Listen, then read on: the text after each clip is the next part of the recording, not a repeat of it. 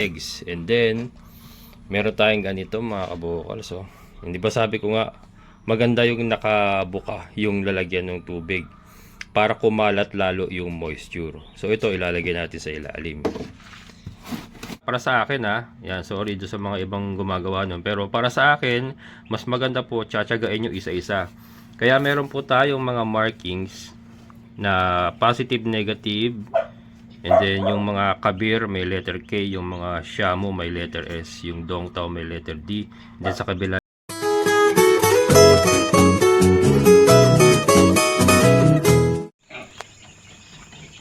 kaya mga kabokals, magandang gabi. Nilipat na natin ating mga sisiw dito sa ating bagong gawang brooder cage. Kaya sila 26 piraso, halo-halo, Ticao Brown Rhode Island,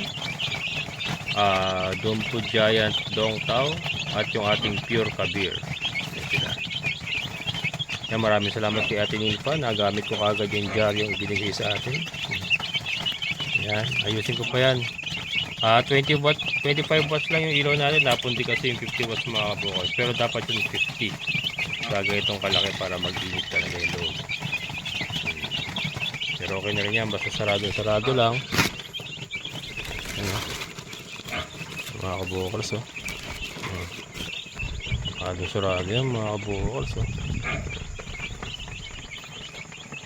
Nalibutan lang natin ng sako. Ayan. Tapos pinatungan natin ng yero. Okay na sila. Tusok-tusok lang yan. Okay, so alright. Nagamit na natin yung isa mga kabos. Meron pa tayong isa. Ayan. Meron pa tayong namimisa doon. Pero ganyan po ang sistema. Balot lang siya, balot ng sako. Hindi nalalamigin niya mga kabukals. Basta may ilaw lang.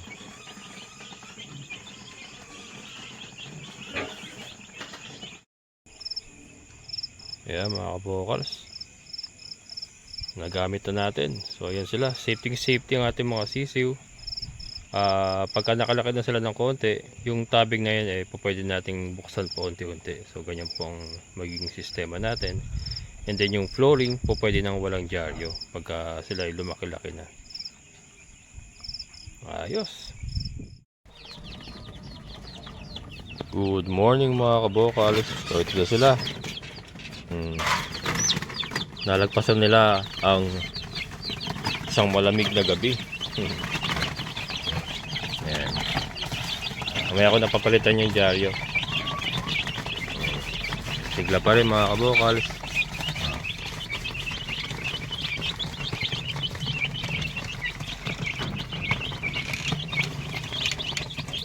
Ay, nagbukas na pala dun. Bale, mamaya magpapalit tayo ng dyaryo. Siguro mga 3 araw pa sila naka-dyaryo. Then pwede na silang walang dyaryo.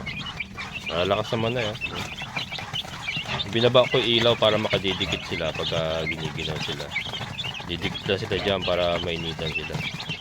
Pero maya palitan ko ng 50 watts. 25 watts na kasi yan Pero mainit na rin naman yan.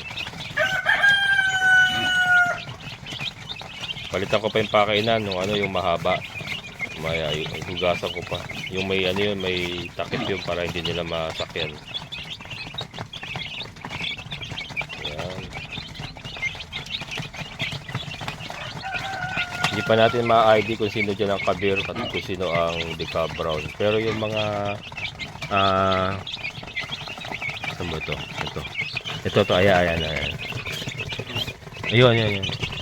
Ano yan, mga dongtao shamu, ayan mga dongtao shamu yan.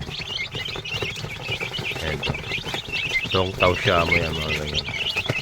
Ang mahirap lang i-ID yung kabir saka yung Ticao Brown sa ngayon pero pag nagsilakihan yan madali na lang yan kasi sa katawan pa lang makakita natin kung sino yung kabir malaman ang kabir.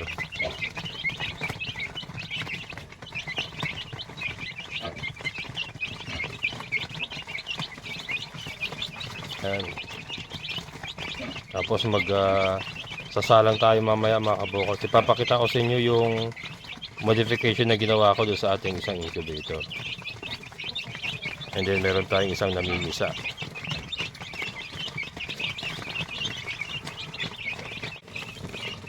Ayan mga kabukals, susara na natin.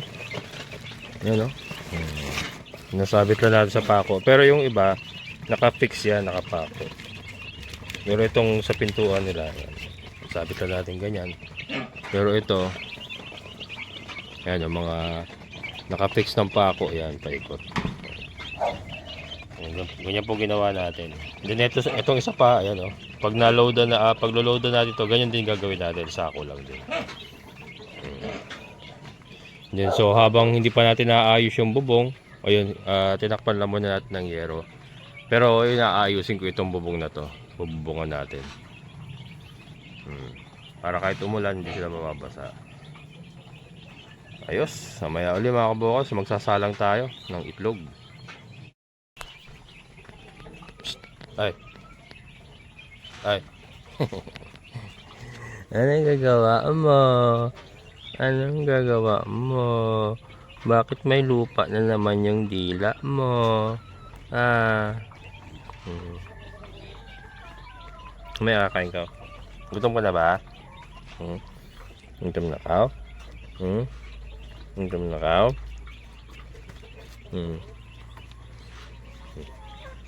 Diyan na kayo. Mamaya. Hindi ko pa naayos tong kawad mga kabukals. Ayusin ko pa itong wire. Kasi madalian yung ginawa ko gabi. Anong kailangan na ilipat eh. Mga kabukals, pwede pala silang wala ng ilaw pagka-araw. Ayan o. Pinatay ko na yung ilaw ko. Okay naman sila. Kakain na kayo. Ito. Kain mo na, kain mo na. Ayan na. Ayan mga kabukals, wala na palang ilaw, pwede. Pag-araw ito ang ilaw natin sa gabi lang. Pero yun, kailangan may dyaryo pa rin. Hindi ko pa napalitan, mamaya palitan ko. Pero yung tubig nila may vitamins. And then syempre sarado pa rin yung mga sides natin, yung mga sidings natin. Ayan. Yun. Mahangin mahangin mga kabukals no? Mahangin pero safety sila rito. Kasi may mga tabing at saka may dyaryo. So kahit wala ng ilaw pwede. Para makatipid sa kuryente. Ito, malinaw. Ito. Decal brown mga kabukals. Decal brown ba? Decal brown. Malinaw naman. Ito, malinaw na malinaw. Decal brown mga kabukals.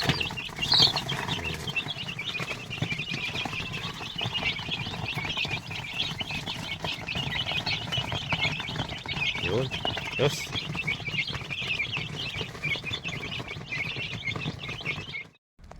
Mga kabukals, ayan, meron naman tayong bagong batch. Ang ganda ng moisture nakita niyo ba? Ang ganda ng moisture. Ang ginawa ko dyan mga kabukals, yung bowl, yung malaking bowl, yung pangsabaw pag nag-uulam tayo na may sabaw. Ang downside naman, may isang nalunod. Ayan. So pinull out ko yon, pinalitan ko uli ng mug. Pero ayan naiwan pa yung moisture. Maganda yung nakabuka pala talaga yung lalagyan ng tubig para yung moisture niya talagang lumabas. Kasi dati mug lang ang ginagamit natin, yung mga baso-baso para nga ma-prevent yung pagkalunod. So nagtry ako ng bowl. Ang problema ayun nga, nalunod yung isa. Ngayon lang. So pinull out ko na. Pero ito yung modification na ginawa ko sa isa. Ayan. Tadan! Ayan mga kabukals. Ito yung modification na ginawa ko sa isa nating incubator. So ito, ginawa ko lang yan mga kabukals Ayan. Ito nyo yan. May pako pa na kusli Pako ba yun? Ay hindi. Yung pala. Yung rod ginawa ko lang yan kagabi. Meron tayong natirang screen, plastic screen. Tapos nag-frame ako ng cocolumber. Inipitan ko ng kawayan. Ayan. Diyan natin papatong yung mga eggs. And then meron tayong ganito mga kabukals Hindi ba sabi ko nga maganda yung nakabuka yung lalagyan ng tubig para kumalat lalo yung moisture. So ito ilalagay natin sa ilalim. Teka. Wait lang. Ayan, hindi kaya ng isang kamay. So ayan mga kabukals, oh. Sa ilalim siya. Teka. Mahirap isang kamay. Yan, igigitnaan natin. Gigitnaan natin siya. Pak. Ayan mga kabukals. So lalagyan natin ng tubig. Lagyan natin ng wuta.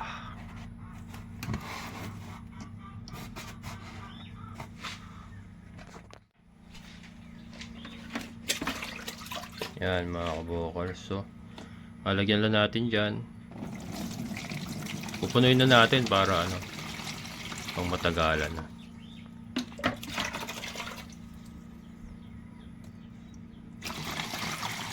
Pagka ganyan, sabog talaga ang kalat ng moisture, which is maganda.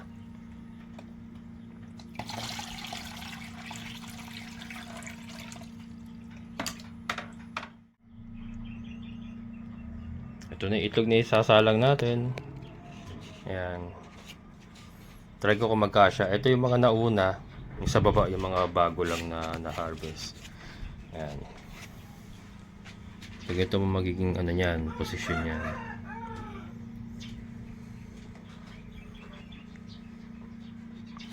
Manual pa rin mga kabukals. Ito, para iwas yung lunod, maiwasan nga natin yung pagkalunod. Kasi ang plano ko nga noon, bowl na lang ilalagay. Ang problema nga, nalulunod yung sisiw pagka napisa na. So ito, para maiwasan natin yung pagkalunod and para magaya natin ito. Ito nga po yung ating incubator na ano, napakagandang mamisa. Ang tubig po kasi niya nasa ilalim. Isang malapad lang na ano, puro tubig yan. Tapos nandito sa ibabaw yung mga itlog and then meron niyang blower. Ito nga pala mga kabukals, kung makita nyo, patong-patong yung itlog. Yan. Yan po kasi ika-candling pa natin. Ika-candling pa, so mababawasan pa yan. So sobrang dami po kasi na-produce natin ngayon. Nagpapang-abot na, kaya ano, minaximize ko po yung gamit nitong isang maliit. And then ito, ganun din mangyayari.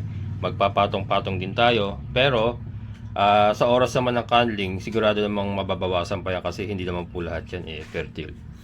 Kaya ito, yung ganyan ang style natin mga kabukals. Hindi na, wala nang ipa, siyempre. Kasi nga ang goal natin dyan is yung moisture, ma-improve natin. Yun po kasi yung nakita akong problema. Maganda na ang ating temperature 37.5, doon po naglalaro ang ating temperature Ayan o. Ganda ng moisture Kaya lang yun nga, sablay yung ano, nalunod yung isa.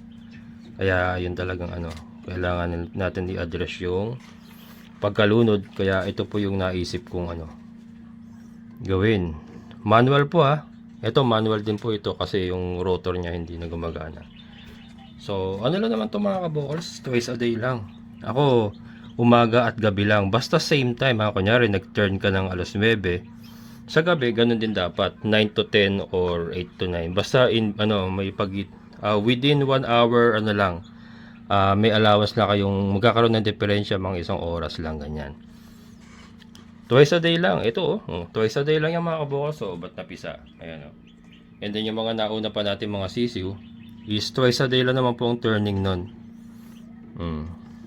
Kasi sa pugaran naman, kung makita nyo yung pugaran na manok sa natural na pamimisa, hindi naman yan laging itina-turn. Minsan nga sa isang araw hindi nila siguro na ita-turn yan So di ba parang ganun naman yung konsepto ng ating incubator.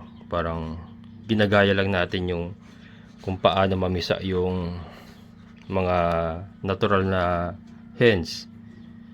Ito nga may ilaw lang. Pagpalagay nyo na yan na yung puwet ng inahin na nagpapainit sa itlog. Yan ito yung pugaran. Hindi nga lang may moisture tayo kasi yung katawan ng hen, yung katawan nila is natural na pong nagbibigay ng moisture sa itlog yan yung kanilang katawan. Siyempre ano yan, living things yan. living things yan, may natural na moisture sa katawan niya, kaya ano, yun na po yung nagbibigay. Ayan. Try natin mga kabukals. Ito naman makikita nyo kung mag-work. Pero very positive ako. Kasi itong incubator na to, nag-work na ito. Kaya lang, nagkakaroon tayo ng problema doon sa mga hindi makalabas. Na nadadry. Sobra pong nadadry. Kaya ito. Positive ako na matutugunan nyo na yung problemang hindi makalabas yung sisiyo dahil sa nadadry po na wawala ng moisture. Ito na yan.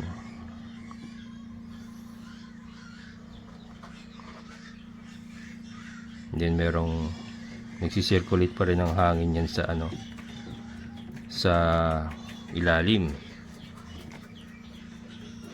Ito kabir, mga kabir na to, mga kabir. Dami na nating kabir mga kabukals. Doon sa mga ano magtatanong, standby lang po kayo. Hindi po muna ako rin magtatanggap ng mga reservation kasi nahihirapan din po ako mag-manage ng mga reservation. At minsan naman kasi hindi naman kinukuha talaga. So, announce ko na lang po pagka meron tayo available. Kaya, yun. Yung mga nakatutok sa channel ko, yun po yung, yun po yung mga magbe-benefit talaga or makakuha. Pero, yan. Wala na muna pong reservation. Magkakaroon po tayo yan. I-announce ko naman po. Sa ngayon po kasi, pinupuno ko po yung aking lineup. Parang basketball team, yung aking lineup ng bagong mga layers, mga pamalit kong layers. Kaya hindi pa muna ako magbebenta ng mga decal brown na sisiu. Yan, pinupuno pa ni Jowo yung yung kanyang team. Jaworski. Naabot niyo ba si Jaworski mga kabukals? Yung ako'y nanonood pa ng basketball, yun ang paborito ko, si Jaworski. Si Jowo. Ngayon, hindi na makapanood ng basketball. Sobrang busy na. Ayan. Ito, mga decal brown to mga kabukals. Mga decal brown. Magpapatong-patong nga talaga tayo. Ang problema lang sa patong-patong, medyo sa turning may challenge kasi iingatan mo tatanggal, may mga uunahin kang part para yung mga nakapatong dito ililipat mo ganon. Tapos so mamaya papakita ko para mas maipaliwanag ko na mabuti.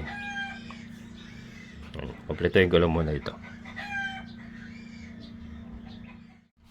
Ayan mga kabukals, naisalang natin lahat. So ito yung sinasabi ko.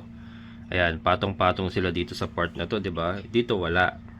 So pag nag-manual turn tayo, ang una kong ito-turn ito. So ito mga kabukals, isa-isa to Hindi po pwede ito yung para ka lang nagmamadyong, nagaganon-ganon mo yung parang sa mahjong table. Hindi pwede yun. Sa akin para sa akin yan, sorry do sa mga ibang gumagawa nun. Pero para sa akin, mas maganda po tsatsagain yung isa-isa. Kaya meron po tayong mga markings na positive, negative. And then yung mga kabir may letter K, yung mga shamu may letter S, yung dongtao may letter D. And then sa kabila niya ay negative katulad nito. Ayan dongtao D, negative sa kabila. So, ang sistema po niyan, gawa nung ganyan patong-patong, minaximize nga po natin. Ito muna uunahin natin ito-turn niya, ganyan. Ganyan po pagta-turn mga kabukals hindi po pwedeng gaganon ninyo. Hindi pwedeng ganon. Kailangan ganyan. Para kang iikot ng bariles. Yung bariles. Ayan, ganyan mga kabukals. So, pag na manual turn na natin lahat ng ganyan, saka naman natin ililipat itong ganyan. Pak! Turn, pak, ganyan hanggang sa maubos natin yung mga nakapatong dito, and then saka natin ma-turn yung sa ilalim. Ang ganun po ang sistema niya mga kabukals Again, ito po hindi naman po lahat yan ay tutuloy. Meron po diyang mapapalaya sa bahay ni kuya. Lahat po yan, hindi naman po lahat yan ay fertile or merong mamamatay. So that's why magkakanling po tayo sa ika-10 araw. Yan 10 araw po ako nagkakanling. Makikita po natin dun yung embryo kung gumagalaw or may embryo na nabubuo. Yun po ang i-retain natin. And lahat po ng walang embryo or hindi fertile ay palalayasin natin sa bahay ni kuya.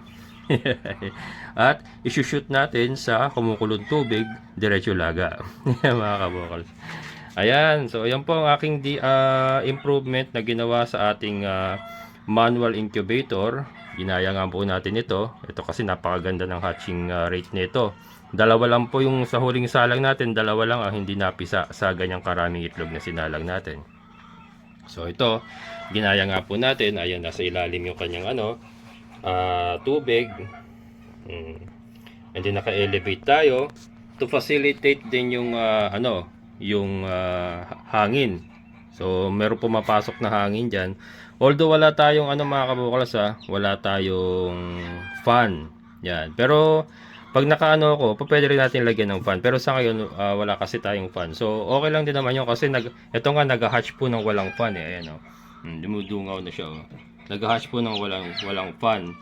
Ang nagiging problema lang kasi natin, kasi nga hindi naman natin kailangan talaga ng fan sa ganitong single layer. Ang nagiging problema natin is yung moisture. Ito, medyo na-address na natin kasi nakita nyo yung moisture. Ang ganda ng moisture. Ang problema, yung nalulunod nga, na-shoot doon sa bowl. Kaya naman ito, ginawa natin, nasa ilalim yung tubig. Excuse me po. Nasa ilalim yung tubig na malapad na lalagyan para yung tubig is exposed na exposed. Kumalat yung moisture. Hindi pala maganda pagka baso lang. Baso-baso. Mahina ang kalat ng moisture pag baso-baso. So yan. Mga kabokals, sasalang na natin. March 21 ang unang salang sa ating improved modified manual incubator.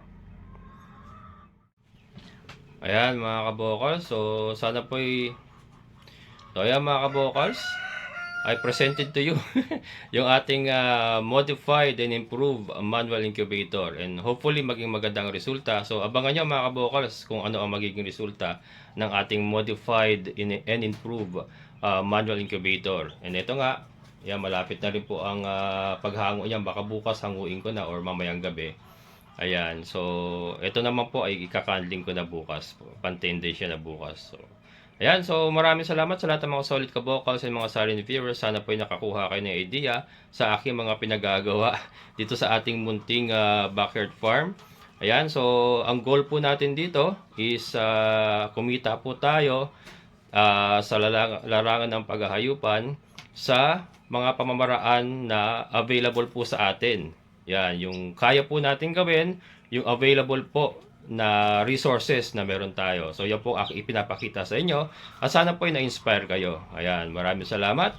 So sa lahat po ng mga solid kabokals, maraming salamat. Sa mga silent viewers, maraming salamat. Syempre sa ating kaibigan po ni Sir Boyet. Sir, thank you so much. So muli, ito ang inyong kabokals farmer. Nagsabing sabay-sabay tayong mangarap, magsikap, at higit sa lahat ay kumilos at siguradong ulad ang ating amazing na buhay. Bye-bye!